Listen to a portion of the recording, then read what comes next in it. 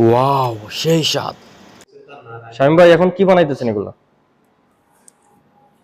আরবি রেসিপি খবুজ দোনার।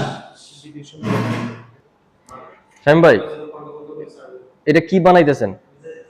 খবুজ দোনা। কবজ টুনা, মানে এটা বানাইতে কি কি দেওয়া লাগে? খামিরা, খামিরা ফাউরিয়া, খামিরা পাউডার, বেকিং সোডা, সাকর, মানে মিলাহ। এই এই যে আপনি খামিরা, এই যে কবজ, কি বললেন এটার নাম? খবুজ দোনাত। কবজ টুনা, এটা বানাইতেছেন কার জন্য? এটা আরবিদের জন্য বানাইতেছি, আরবিদের পছন্দের ফেভারিট একটা রেসিপি। আচ্ছা, কেউ যদি বাংলাদেশ থেকে আরবির ভাষাতে মানে কাজ শিখে আসতে চায় তাহলে মানে এটাও শিখতে হবে তার, এটা নাকি? শিখতে হবে।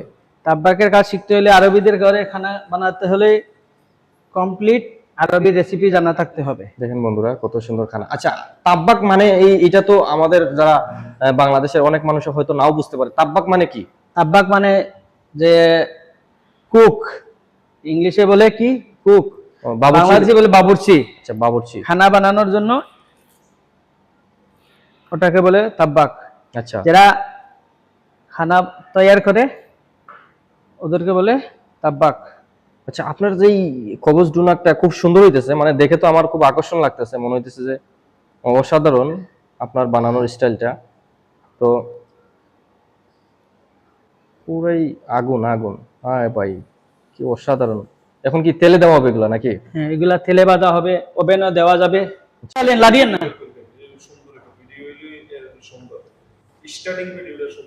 ডালেন ডালেন ডালেন, রাসেল ভাই আনিয়ে ডালেন।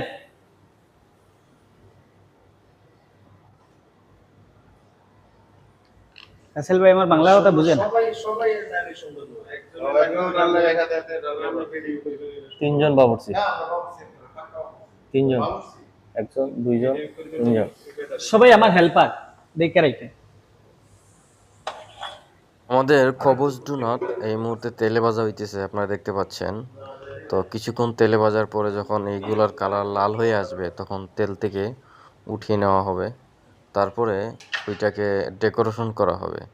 তো দেখেন ইতিমধ্যে গাইস, শামীম ভাই তেলে ভাজা কমপ্লিট করে ফেলছে, এখন এগুলাকে উপরে নিয়ে আসবো, তারপরে আমরা ডেকোরেশন করব। তো কি কি দিয়ে ডেকোরেশন করে সেটাও আমরা দেখবো এই ভিডিওর মাধ্যমে।